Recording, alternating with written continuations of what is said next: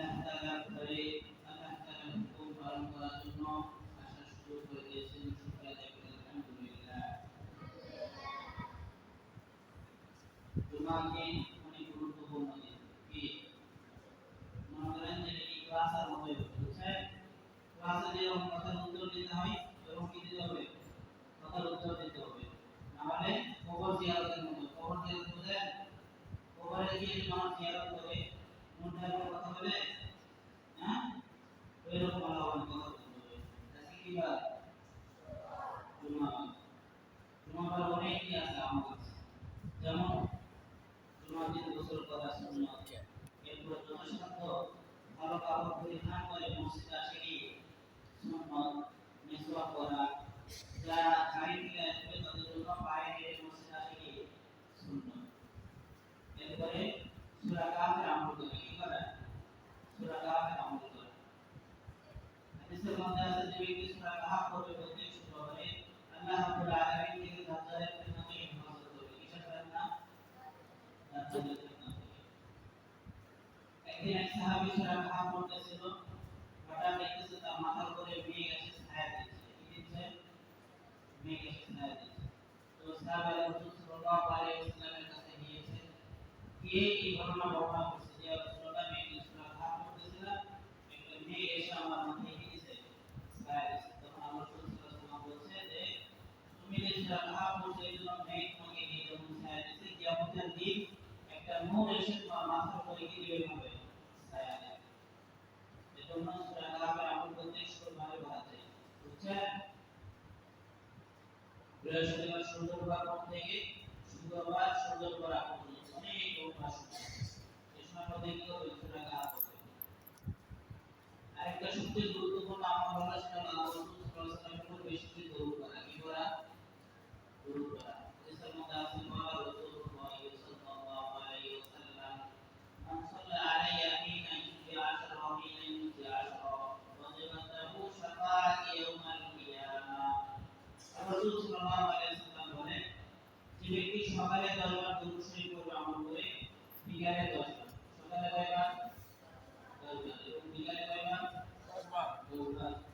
যে ব্যক্তি সকালে 10 বার এবং বিকালে 10 বার দরুদ শরীফ পড়বে, আমি নবীর উপর ওয়াজিব হয়ে যায় যে তার জন্য শাফাআত করা।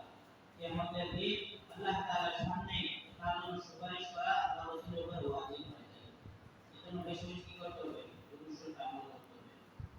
আরেকটা হাদিসের মধ্যে আছে আসআলুন নাস বিশাফাআতি ইয়াউমাল কিয়ামাহ আকসারুহুম আলাইহি সালাতান। আল্লাহ রাসূলকে জিজ্ঞেস করা হয়েছে রাসূলুল্লাহ কিয়ামতের দিন সবচাইতে বেশি আপনি কার উপরে সুপারিশ করা আপনাকে বেশি কর্তব্য দায়িত্ব হবে?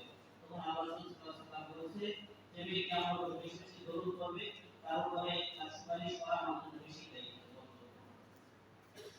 আল্লামা ইবনে কাইয়্যিম রাহমাতুল্লাহি আলাইহি বলেন যে মানুষ যতবার শ্বাস নিঃশ্বাস নেয় এতবারও যদি তারা আল্লাহ রাসূলের উপরে দরুদ শরীফ করে, দরুদ পড়ে তারপর রাসূলের উপরে আমরা মুসলমান হিসেবে আমাদের যে একটা হক, এই হক আদায় করতে হবে। তাহলে আমরা হিসাব করে যে আমরা দিনে কতবার শ্বাস নিঃশ্বাস নিই বলতে পারবো?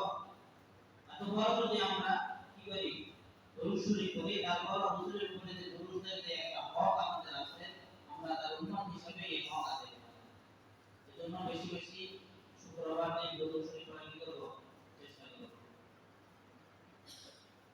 আল্লাহ রাসূল সাল্লাল্লাহু আলাইহি ওয়াসাল্লাম আমাদেরকে যে আমলগুলো শিখিয়ে দিয়েছে, এই আমলগুলো আমরা করে যে পরিমাণ সওয়াব পাবো, অন্যান্য উম্মাহ যারা ছিল, অন্যান্য নবীর উম্মাহ যারা ছিল, তারা করে এত সওয়াব পাইতো না।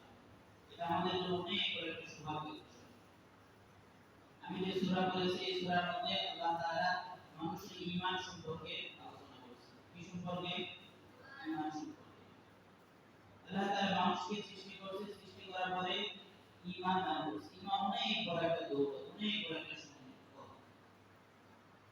একজন মানুষ সে আর্থিক দিকে দুর্বল হতে পারে, সে অশিক্ষিত হতে পারে, তার টাকা পয়সা কম থাকতে পারে, এগুলো গ্রহণ করার মতো। কিন্তু একজন মুসলমান, একজন মানুষ ঈমানদার হিসেবে, একজন মানুষ মানুষ হিসেবে তার ঈমানের কমতি থাকলে কিছুতেই গ্রহণযোগ্য নয়। অর্থাৎ ঈমান পরিপূর্ণ থাকতে হবে। আল্লাহ তাআলা সূরার মধ্যে বলেন ওয়াল আসর, আল্লাহ তাআলা জামানার কসম খাচ্ছে, সময়ের কসম। ইন্নাল ইনসানা লাফি খুসর, সমস্ত মানুষ ক্ষতিগ্রস্ত। যত মানুষ দুনিয়ায় আছে সমস্ত মানুষকে আল্লাহ তাআলা বলতেছে ক্ষতিগ্রস্ত। আবার আল্লাহ তাআলা কসম খেয়ে বলতেছে, আল্লাহ তাআলা কথা সত্য না? সন্দেহ আছে? তারপর আল্লাহ তাআলা কসম খাচ্ছে কেন? যে এই কথাটার গুরুত্ব বেশি, এই গুরুত্ব বোঝার জন্য আল্লাহ তাআলা এখানে কসম খাচ্ছে। যেমন আমরা যখন মানুষকে কোনো একটা বিষয় বোঝাতে যাই বা একটা বিষয় যে আমি সত্য বলতেছি এটা মানুষকে বোঝাতে গিয়ে বলি না যে আল্লাহর কসম আমি এটা করছি বা আল্লাহর কসম আমি এটা করি, এরকম বলি না। তো ঠিক আল্লাহ তাআলা এই কথাটার গুরুত্ব বোঝার জন্য বলতেছে ওয়াল আসর, এখানে ওয়াও কসমের জন্য, জামানার কসম, ইন্নাল ইনসানা, ইন্না এখানে আরবি গ্রামার থেকে আবার কসম, এরপর ইন্না করে একটা নাম আছে, এটা আবার কসম। অর্থাৎ আল্লাহ তাআলা একসাথে তিনবার কসম খেয়ে বলতেছে যে জামানার কসম, সমস্ত মানুষ ক্ষতিগ্রস্ত, তবে ইল্লাল্লাযীনা আমানু ওয়া আমিলুস সালিহাত, কিন্তু যারা ঈমান আনবে, যারা কি আনবে? ঈমান আনবে। এখানে আল্লাহ তাআলা সর্বপ্রথম ঈমানের কথা বলছে, এরপরে ওয়া আমিলুস সালিহাত, সৎ কাজ করবে।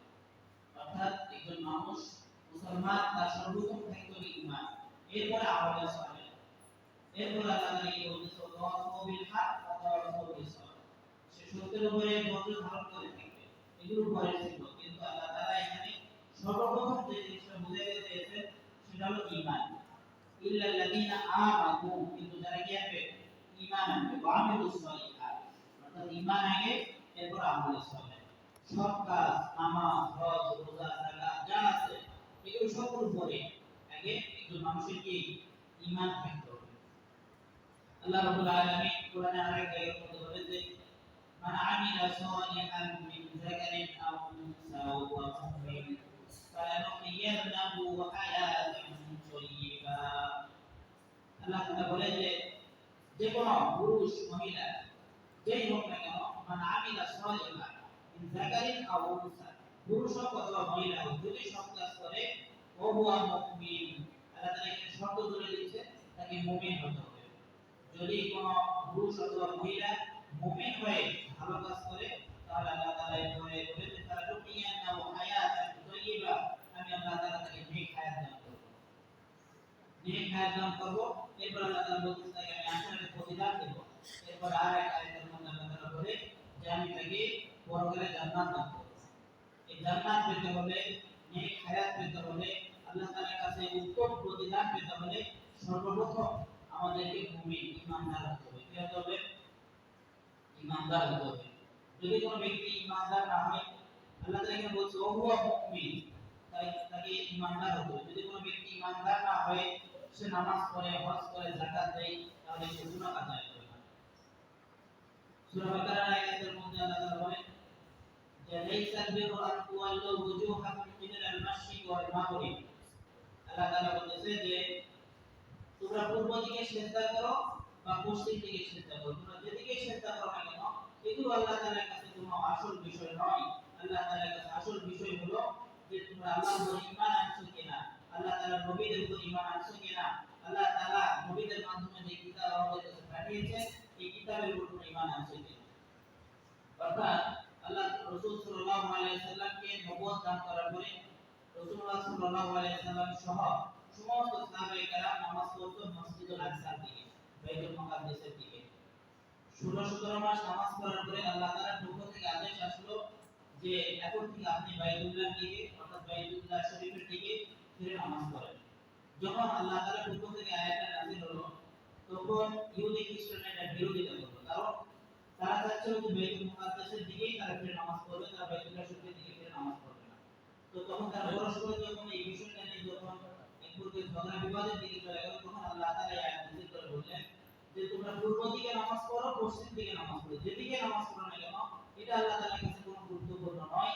আল্লাহ তাআলার কাছে গুরুত্বপূর্ণ হলো মান আমানা বিল্লাহি ওয়াল ইয়াউমিল আখির, যে ব্যক্তি আল্লাহ তাআলার উপর ঈমান আনলো এবং তার নবীদের উপর ঈমান আনলো, তার কিতাবসমূহের উপর ঈমান আনলো, সেই হলো সফল।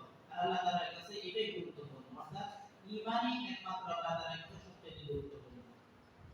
এরপর আল্লাহ তাআলা বলতেছে ওয়া তামালা আকুফি দাওয়াল কুরওয়াল ইয়ানামা, অর্থাৎ একজন ব্যক্তি ঈমান আনার পরে সে সদকা করবে, দান সদকা করবে, নামাজ কায়েম করবে, হজ করবে, তাহলে এগুলো তার কাজে আসবে। যদি তার ঈমান না থাকে তাহলে এগুলো কোনো কাজে আসবে না। এখন প্রশ্ন আসতে পারে যে মানুষ নামাজ পড়বে, হজ করবে, যাকাত দিবে, আবার ঈমান ঠিক করে, এমন হতে পারে? হ্যাঁ, এমন হতে পারে। যেমন এখন বাংলাদেশে অনেক জায়গায় আছে কাদিয়ানী নামে একটা সম্প্রদায় আছে, তারা নামাজ পড়ে, হজ করে, যাকাত দেয়, তাদের মসজিদ আছে, তারা কোরআন তেলাওয়াত করে, অথচ তাদের ঈমান নেই। এমনকি মাসলা হলো তাদের বিষয়ে যে ব্যক্তি তাদেরকে কাফের মনে করবে না, সে নিজেও কাফের হয়ে যাবে। কারণ তারা আল্লাহ রাসূল সাল্লাল্লাহু আলাইহি সাল্লামকে, আল্লাহ রাসূল যে আমাদের আখেরি নবী, শেষ নবী, তারা রাসূল সাল্লাল্লাহু আলাইহি সাল্লামকে শেষ নবী হিসেবে মানে না। তো তারা নামাজ পড়তেছে, হজ করতেছে, যাকাত দিচ্ছে, সব করতেছে, কিন্তু তারপর তাদের ঈমান নেই। এজন্য ঈমানটা সবচেয়ে মানুষের গুরুত্বপূর্ণ বিষয়। এরপরে শিয়া আছে, শিয়াদের মধ্যে ইসনা আশারিয়া যারা, শিয়া অনেক গ্রুপ আছে, তার মধ্যে ইসনা আশারিয়া যারা, তারাও কাফের, অথচ তাদের মুখে লম্বা লম্বা দাড়ি আছে, পাগড়ি আছে, তারা জুলফা করে, টুপি করে, নামাজ পড়ে, কোরআন পড়ে, কিন্তু তারপর তারা কাফের। কেন? তারা, আমরা যে কোরআন এখন পড়ি, আল্লাহ তাআলা যে কোরআন রাসূলুল্লাহ সাল্লাল্লাহু আলাইহি ওয়াসাল্লামের মাধ্যমে আমাদের কাছে পাঠিয়েছে, এই কোরআনকে তারা বিশ্বাস করে না। তারা বলে যে আল্লাহ তাআলার পক্ষ থেকে পাঠানো ওই কোরআন, এটা নয়, এটা বিকৃত হয়ে গেছে। আল্লাহ তাআলা কোরআনের মধ্যে বলছে যে এটা হলো ওই কোরআন, লা রাইবা ফিহা, যার মধ্যে কোনো সন্দেহ তো নেই, এবং এটা কোনদিন কেউ বিকৃত করতে পারবে না। কিন্তু তার নামাজ, রোজা, হজ, যাকাত সব করার পরেও তারা কাফের। কেন? তারা আল্লাহ তাআলা এই কথাটাকে তারা বিশ্বাস করে না। আল্লাহ রাসূল সাল্লাল্লাহু আলাইহি ওয়াসাল্লাম হাদিসের মধ্যে বলছে যে ক্বালা রাসূলুল্লাহি সাল্লাল্লাহু আলাইহি ওয়াসাল্লাম, ইয়াতি আলান নাসি যামানুন ইয়াকরাউনা আল কুরআন লাইসা কিরাআতুহুম বিশাইইন। আল্লাহ রাসূল সাল্লাল্লাহু আলাইহি ওয়াসাল্লাম বলে যে আমার উম্মতের মধ্যে একটা দলের আবির্ভাব হবে, একটা দল এরকম আসবে যারা কোরআন পড়বে। সাহাবীদের সামনে বসে আল্লাহ রাসূল বলতেছে যে তারা কোরআন পড়বে, তাদের কোরআন পড়া এত সুন্দর হবে যে তোমাদের কোরআন পড়া এত সুন্দর না। তারা নামাজ পড়বে, তাদের নামাজ এত সুন্দর হবে যে তোমাদের নামাজ এত সুন্দর না। এরপর তারা রোজা রাখবে, তোমাদের রোজা এত সুন্দর না, তারা এত সুন্দর রোজা রাখবে, তারা এত বেশি বেশি রোজা রাখবে, কিন্তু ইয়াকরাউনা আল ইসলাম কামা ইয়ামরুকুনা মিনাস সাহাব। বলে যে রাসূল সাল্লাল্লাহু আলাইহি ওয়াসাল্লাম বলে যে তাদের ইসলামটা তাদের কাছ থেকে এরকম ভাবে বের হয়ে যাবে যেমন ভাবে তীর থেকে ধনুক বের হয়ে যায়। অর্থাৎ তীর থেকে ধনুক মারলে ধনুক এরকম সাথে সাথে তীর অতিক্রম করে চলে যায়, ঠিক তাদের এই নামাজ, রোজা, কোরআন পড়া, এত সুন্দর রোজা, এত সুন্দর নামাজ, এগুলো থাকার পরেও তারা ঈমান হারা হয়ে যাবে। তারপরে আরেক হাদিসের মধ্যে, মুসলিম শরীফের একটা হাদিস আছে, হাদিসের মধ্যে রাসূলুল্লাহ সাল্লাল্লাহু আলাইহি ওয়াসাল্লাম বলেন যে বাদিউ বিল আমাল, তোমরা বিপর্যয় আসার আগে আমলকে ঠিক করে নাও, তোমরা বেশি মুসিবত আসার আগে আমলকে ঠিক করে নাও, ঈমানকে ঠিক করে নাও। কেন? রাসূল সাল্লাল্লাহু আলাইহি ওয়াসাল্লাম বলেন যে ইউমসির রাজুলু কাফিরা ওয়া ইসবিকুর রাজুলু মুমিনা, মানুষ সন্ধ্যাবেলায় কাফের, সে সকালে মুমিন হয়ে যাবে। আবার এমন একটা সময় আসবে, সে সকালে সে মুসলমান, তার সব কিছু ঈমানদারের হবে, কিন্তু সন্ধ্যা হতে হতে সে কাফের হয়ে যাবে। অর্থাৎ আল্লাহ রাসূল সাল্লাল্লাহু আলাইহি ওয়াসাল্লাম এখানে সকাল সন্ধ্যা বলার উদ্দেশ্য হলো মানুষ অতি অল্প সময়ের মধ্যে ঈমান হারা হয়ে যাবে। সে মুসলমান, সে ঈমানদার, অল্প সময়ের মধ্যে অল্প কিছু কথা বলার কারণে সে কাফের হয়ে যাবে। কেন? আল্লাহ রাসূল সাল্লাল্লাহু আলাইহি ওয়াসাল্লাম হাদিসের শেষ অংশে বলে যে ইয়াবিউ দীনাহু আহাদু, যে তারা তাদের দ্বীনকে বিক্রয় করে দিয়েছে। কেন? কিসের বিনিময়ে? দুনিয়ার বিনিময়ে। দুনিয়ার কিছু টাকা পয়সা, দুনিয়ার কিছু রোগ, এগুলোর কারণে তারা তাদের দ্বীনকে বিক্রয় করে দিয়েছে। যেরকম ভাবে কাদিয়ানীরা মুসলমানদেরকে গিয়ে বিভিন্ন ভাবে বোঝাচ্ছে, তারা বিশেষ করে পঞ্চগড়, ঠাকুরগা, যেগুলো গরিব এলাকা, শিক্ষিত হার কম, এই সমস্ত জায়গায় তারা মানুষদেরকে বুঝিয়ে বুঝিয়ে বিভিন্ন কিছু টাকা পয়সার মাধ্যমে মানুষদেরকে কাফের বানিয়ে ফেলতেছে। আল্লাহ হাদিসের মধ্যে এটাই বলেছে যে তারা সামান্য কিছু বিনিময়ে তাদের দ্বীনকে বিক্রয় করে দিচ্ছে। যেরকম ভাবে বিভিন্ন মানুষরাই এখন করে দিচ্ছে, তারা কাদিয়ানী হয়ে যাচ্ছে, তারা আল্লাহ রাসূলকে বিশ্বাস করতেছে না। কিসের বিনিময়ে? সামান্য দুনিয়ার কিছু টাকা পয়সা ধরে। এরকম ভাবে দেখা যায় কিছু দলীয় নেতা কর্মীও এরকম ভাবে যে তার নেতা যা বলবে তাই। তার নেতা বলতেছে যে আমরা শরীয়ত আইন বিশ্বাস করি না, সেও বলতেছে আমি শরীয়ত আইন বিশ্বাস করি না। এগুলো বলার দ্বারা তার ঈমান চলে যাচ্ছে। একজন ব্যক্তি সে নামাজ পড়তে পারে না, এটা তার গুনাহ হবে, তার অপারগতার কারণে গুনাহ হবে, কিন্তু সে যদি নামাজকে অস্বীকার করে তাহলে সে কাফের হয়ে যাবে। আর যদি কাফের হয়ে যায়, তার ঈমান যদি চলে যায়, সে যতই সদকা করুক, দান করুক, যতই কিছু করুক না কেন, এগুলো তার গুনাহ কাজে আসবে। এজন্য একজন ব্যক্তি চলার ক্ষেত্রে, রাষ্ট্রীয় ক্ষেত্রে, পারিবারিক ক্ষেত্রে, প্রত্যেকটা ক্ষেত্রে ঈমানকে ধারণ করতে হবে। ঈমান কি? ঈমান হলো আল্লাহ রাসূল সাল্লাল্লাহু আলাইহি ওয়াসাল্লাম যা কিছু নিয়ে আসে, আল্লাহ পাক রব্বুল আলামিন রাসূল সাল্লাল্লাহু আলাইহি মাধ্যমে যা কিছু আমাদের কাছে পাঠাইছে সবগুলো বিষয়কে পুঙ্খানুপুঙ্খভাবে বিশ্বাস করা। সূরা হুজুরাতের মধ্যে আল্লাহ তাআলা বলেন ইন্নামাল মুমিনুনা আল্লাযীনা আমানু বিল্লাহি ওয়া রাসূলিহি সুম্মা লাম ইয়ারতাবু। মুমিন হলো ওই সমস্ত ব্যক্তি যারা আল্লাহ তাআলা এবং আল্লাহর রাসূল যা কিছু নিয়ে আসে সবগুলোকে বিশ্বাস করে, এর মধ্যে কোনো সংশয় করে না, কোনো সন্দেহ করে না। যেমন আল্লাহ তাআলা কোরআনের মধ্যে বলছেন সারিকু সারিকু ফাকুতু আইদিয়াহুমা, যে যদি কোনো ব্যক্তি নির্ধারিত একটা পরিমাণ চুরি করে তাহলে তার হাত কেটে দিতে হবে। এটা কোরআনের আইন, এটা কোরআনে আল্লাহ তাআলা বলছে। কিন্তু আপনি আমি এটা বিশ্বাস করতেছি না। আপনি আমি সব বিশ্বাস করতেছি, আমি নামাজ পড়তেছি, রোজা রাখতেছি, হজ করতেছি, সব করতেছি, কিন্তু আপনার আমার কাছে এটা কেমন জানি মনে হচ্ছে যে এটা মনে হয় অত্যাচার হয়ে যাচ্ছে, বেশি জুলুম হয়ে যাচ্ছে, তাই কোনো ব্যক্তি চুরি করে তার হাত কেটে দেব, এটা আপনি বিশ্বাস করলেন না। তো আপনার সারা জীবনের আমলের কোনো কাজ থাকবে না। এটা অবিশ্বাস করবেন, সেটা আপনার ঈমান চলে যাবে। অনুরূপভাবে ব্যবসা বাণিজ্যের ক্ষেত্রে সুদ, আল্লাহ তাআলা সুদকে খারাপ করছে, কিন্তু আপনি আমি সুদকে হালাল মনে করতেছি। আমরা বলতেছি এখন তো সুদ দেয় না, ইন্টারেস্ট দেয়, আর অনেক কিছু যাই দেয়, আল্লাহ তাআলা সুদকে হারাম করছে, হারাম। এটাকে আপনি যদি হালাল মনে করে খাই তাহলে ঈমান চলে যাবে।